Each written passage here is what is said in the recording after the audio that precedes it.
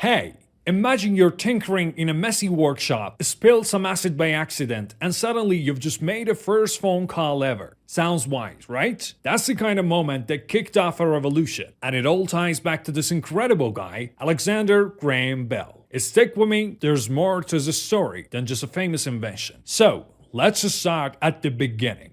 Alexander Graham Bell was born on March 3, 1847 in Edinburgh, Scotland. His dad, Alexander Melville Bell, was a professor who taught people how to speak clearly, especially those who were deaf or had speech issues. His mom, Eliza Grace Simmons, was almost totally deaf, which shaped a lot of what Bell would do later. He had two brothers, but honestly, family life wasn't easy. More on that in a bit. Grown up, Bell was curious about sounds from get-go. His mom's deafness meant he learned to communicate in creative ways, like tapping rhythms on her forehead so she could hear music. As a kid, he and his brothers experimented with all sorts of things. At age 12, he even built a simple machine to dehusk wheat for neighbor's mill, just to prove he could. School? Not his favorite. He went to the Royal High School in Edinburgh, but ditched formal classes by 15, preferring to learn on his own or help with his dad's work. He picked up Graham as his middle name around age 12, after a family friend he admired. But life threw some tough curveballs his way. In 1860s, tuberculosis hit hard. His younger brother Edward died in 1867, and then his older brother Melville in 1870. Bell himself got sick and worn out from all the stress. The family packed up and moved to Canada that same year, hoping the fresh air in Brantford, Ontario would help. They were right. Bell recovered, but money was tight. He started teaching at school for the deaf in Boston, using his dad's visible speech system, a way to teach pronunciations through symbols. It was rewarding, but exhausting. And he juggled that with his own wild ideas about transmitting sounds over wires. Rivals like Alicia Gray were chasing similar dreams, and honestly, the race got intense. There were failures, like early devices that just buzzed or garbled everything. What kept him going? That burning curiosity, I think. But wait, the big breakthrough was right around the corner. And then, the golden moment hit on March 10th, 1876. Bell was in his Boston workshop with his assistant, Thomas Watson, testing a new transmitter. Picture this. Dim gas lamps flickering, wires everywhere, the sharp smell of battery acid in the air. Bell accidentally spilled some acid on himself and shouted, "Mr. Watson, come here, I want to see you." Watson in the next room heard every word clearly through the device. It wasn't just noise, it was a real human speech traveling over wire for the first time. Chills, right? That liquid transmitter, with its membrane vibrating to send electrical signals, changed everything.